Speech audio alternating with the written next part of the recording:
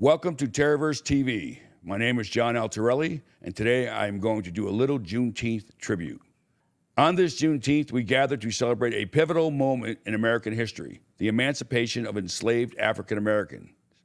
This day marks the true realization of freedom, justice, and equality that our nation strives to uphold. As we reflect on the struggles and triumphs of the past, let us honor the resilience, culture, and contributions of African Americans that have shaped our country today. On this Juneteenth, we gather to celebrate a pivotal moment in American history, the emancipation of enslaved African Americans.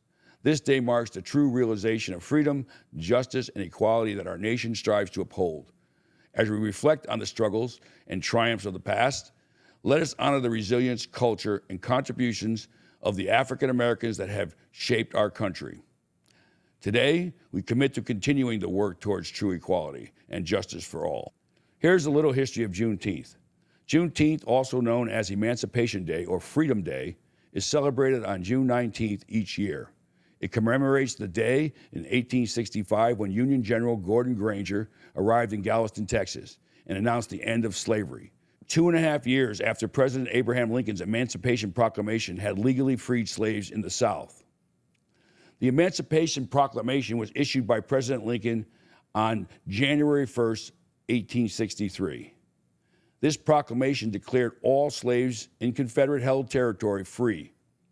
However, enforcement of the proclamation largely depended on the advance of Union troops. On June 19, 1865, General Granger issued this General Order No. 3 in Galveston, Texas, declaring that all slaves were free. This event marked the final enforcement of the Emancipation Proclamation, making Texas the last state to free its slaves. Early celebrations for the first Juneteenth began in Texas in 1866. These gatherings included prayer meetings, singing spirituals, and wearing new clothes to represent newfound freedom. Over time, the celebration spread to other states and evolved to include parades, music, and cultural events. Juneteenth has been increasingly recognized across the United States. In 1980, Texas became the first state to make it an official state holiday. On June 17, 2021, President Joe Biden signed the Juneteenth National Independence Day Act into law, making Juneteenth a federal holiday. I'm going to read a short article written by Matthias entitled, "What is the History of Juneteenth?" published in Encyclopedia Britannica on June 16, 2023. I will put a link in the comments below. This article provides more color on the origins of Juneteenth.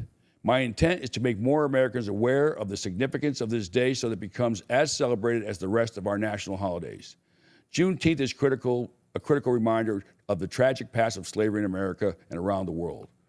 On January 1, 1863, in the midst of the Civil War, United States President Abraham Lincoln issued the Emancipation Proclamation. The document ostensibly freed all enslaved people in the Confederacy, the former United States that had taken an election of an anti-slavery president as a reason to secede from the Union. Contrary to popular belief, though, the Emancipation Proclamation didn't end American slavery, nor was it ever intended to do so. Northern states where slavery was legal, such as Missouri and Delaware, were not required to end the practice, nor were free black Northerners granted the rights of American citizenship. In the South, the proclamation was intended as both a reward and punishment. If a seceded state chose to return to the Union before January 1st, it would not have to make slavery illegal. If it refused to return before that date, then on that day, its enslaved people would be declared free. Since no states chose to return, the incentive proved to be a failure. However, Confederate citizens no longer recognized Lincoln's authority as president, deferring instead to Confederate President Jefferson Davis. Southern slaveholders, therefore, felt no obligation to follow Lincoln's orders. The enslaved people in the South who were liberated by the Emancipation Proclamation became free by force, either by self-liberation or by the intervention of Union forces. The proclamation's limitations became especially clear on June 19, 1865, the day that enslaved people in Texas learned of it for the first time, about 2.5 years after it was issued. By then, the Civil War had practically ended, with all Confederate forces having surrendered by the late spring or early summer. A few months later, the states that had rebelled would have to adhere to the 13th Amendment, which abolished slavery everywhere in the United States in order to be reintegrated into the Union. News in the 19th century certainly traveled slowly. Texas, in particular, was a problem area.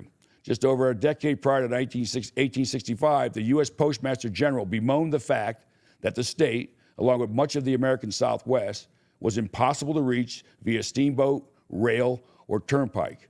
Mail was delivered via stagecoach or wagon, a slow and unreliable mode of transport that was nonetheless a necessary part of Texas life until the mail service, which was funded by the U.S. government, was halted in 1861, followed by the state's secession. By the time the Confederacy devised its own mail system, wartime stamp and paper shortages as well as Union blockades had made mail delivery sporadic at best. But even when the unreliable mail system is taken into account, historians wonder how the proclamation was kept from enslaved Texans for so long. Did slaveholders purposely hide the news to maintain control over their plantations? Were messengers who attempted to deliver the news forcibly stopped from doing so? Did the federal government conspire with the slaveholders to hold back the news so one final season of crops could be harvested by enslaved labor? Though evidence for these theories has yet to be found, each likely holds a kernel of truth. In any case, convenience and economics may well have been valued over the lives of people whose freedom was at stake. On June 19, 1865, Major General Gordon Granger arrived in Galveston, Texas, with some 2,000 Union troops and the message that slavery would no longer be tolerated in the state.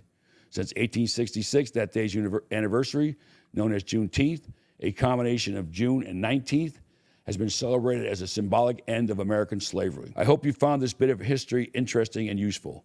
Make sure to continue to fight for freedom, justice, and equality for all Americans. We owe it to each other. God bless. Happy Juneteenth.